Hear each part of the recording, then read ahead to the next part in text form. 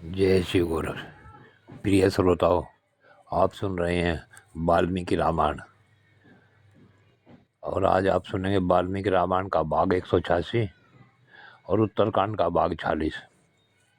पिछले भाग में आपने सुना कि महाराज राम की आज्ञा से भरत अपने दोनों पुत्रों को लेकर गंधर्वों के साथ युद्ध करने गया और उन गंधर्वों को परास्त करने के पश्चात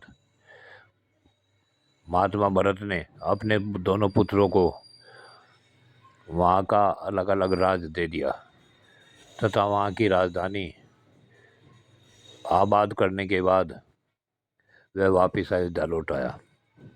अब इससे आगे की कथा इस भाग 186 में सुने। प्रिय श्रोताओं, भरत के मुंह से गंधर्व देश का समाचार सुनकर भगवान श्री रामचंद्र जी को बड़ी प्रसन्नता हुई। उसके पश्चात श्री राम ने अपने भाइयों से यह अद्भुत वचन कहे। हे सुमित्र नंदन, तुम्हारे दोनों कुमार अंगद और चंद्रकेतु धर्म के ज्ञाता हैं।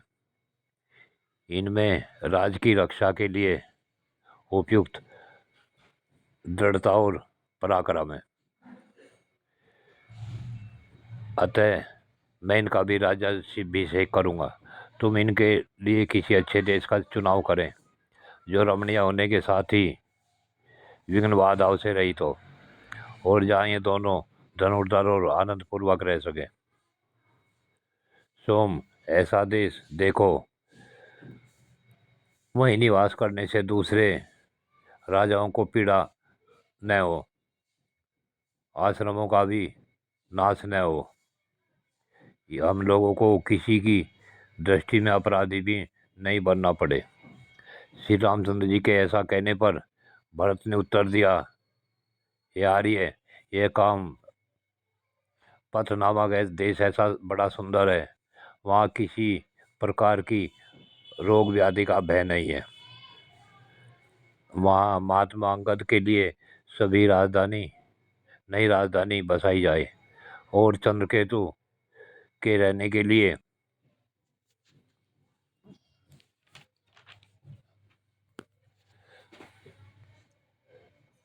चंद्रकाल नामक नगर का निर्माण कराया जाए जो सुंदर और आरोग्यवर्धक हो।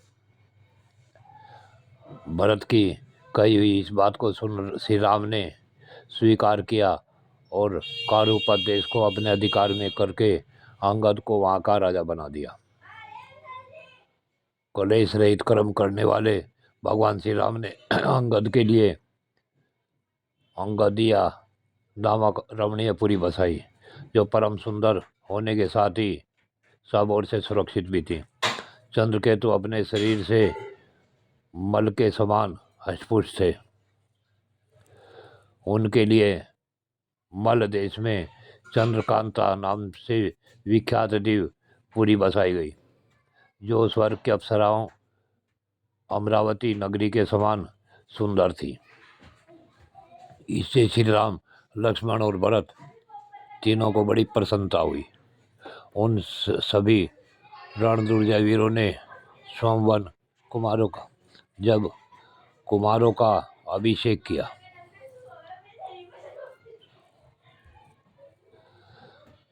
एकाग्रचित तथा सावधान रहने वाले उन दोनों कुमारों का अभिषेक करके अंगद को पश्चिम तथा चंद्रकेतु को उत्तर दिशा में भेज दिया। अंगद के साथ तो स्वयं सुमित्रा कुमार लक्ष्मण गए और चंद्रकेतु के सहायक व पार्षद भरत ही जी हुए। लक्ष्मण अंगदीवापुरी में 1 वर्ष तक रहे और उनका दूरवर्ष पुत्र अंगद जब दृढ़तापूर्वक राज संभालने लगा तब वे पुनः अयोध्या की ओर लौट आए। इसी प्रकार भरत भी चंद्रकांता नगरी में 1 वर्ष से कुछ अधिक समय तक रहे और चंद्रकेतु का राजा बन जाने के बाद वे पुनः अयोध्या में आकर श्री राम जी के चरणों की सेवा करने लगे। ये तीनों भाई पूर्ववासियों के कार्यों में बड़े संलग्न रहते थे और धर्म पालन के लिए प्रयत्नशील रहा करते थे। इस प्रकार उनके 10,000 वर्ष वहाँ बीत गए।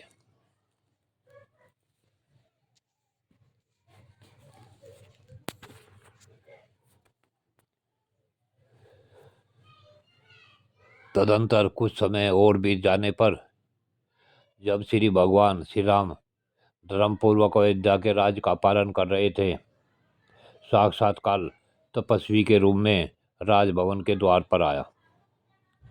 उसने द्वार पर खड़े हुए धैर्यवान एवं यशस्वी लक्ष्मण से कहा, मैं एक भारी कार्य से आया हूँ, तुम श्री रामचंद्र जी से मेरे आगमन की सूचना दे दो। महाबली लक्ष्मण, मैं अमित तेजस्वी महर्षि प्रतिबल का दूत हूँ और एक आवश्यक कार्य वह श्री रामचंद्र जी से मिलने आया हूँ। उसकी यह बात सुनकर सुमित्रा कुमार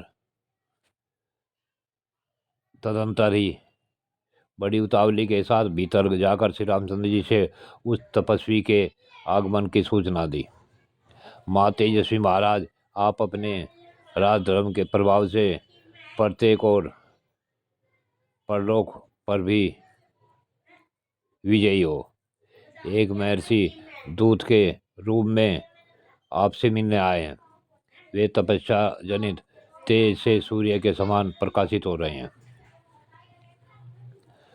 लक्ष्मण की कही हुई बात सुन श्री राम ने कहा, तात, उस महातेजस्वी मुनि को भीतर ले आओ, जो कि अपने स्वामी के संदेश लेकर आए हैं। तब जो अच्छा आज्ञा कहकर सुमित्रा कुमार उन मुनि के भीतर ले आए। वे तेज से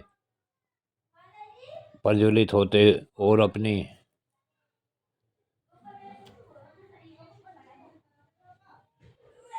परवर किरणों से दृश्यमान करते हुए वे जान पड़ते थे। अपने तेज से दीप्तिमान रघुकुल तिलक श्री राम के पास पहुंचकर ऋषि ने उनसे मधुर वाणी में कहा, हे रघुनंदन, आपका अभ्युदय हो। महा तेजस्वी श्री राम ने उन्हें पादार्थ आदि पूजनोपयोगी समर्पित किया और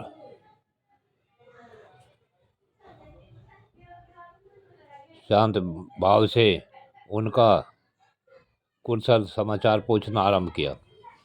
श्री राम के पूछने पर वक्ताओं में श्रेष्ठ महा यशस्वी मुनि कुशल समाचार बताकर दिव्य स्वर्ण में आसन पर विराजमान हुए। तदंतर श्री राम ने उनसे कहा, महाभागे, आपका स्वागत है। आप किसके दूत होकर यहाँ पधारे हैं, उसका संदेश सुनाइए। राजसिंह श्री राम के द्वारा इस प्रकार प्रेरित होने पर मुनि बोले, यदि आप हमारे हितकर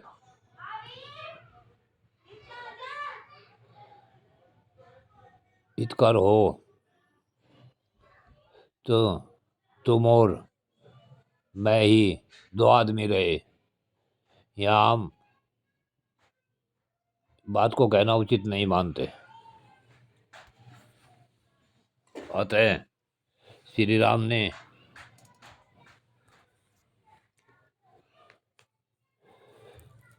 यदि आप मुनि श्रेष्ठ अतिबल के वचन पर ध्यान दें तो मैं आपको यह भी घोषित करना चाहूँगा कि जो कोई मनुष्य हम दोनों की बातचीत सुन ले अथवा हमें वार्तालाप करते देख ले तो आप श्री राम उसका वध करेंगे।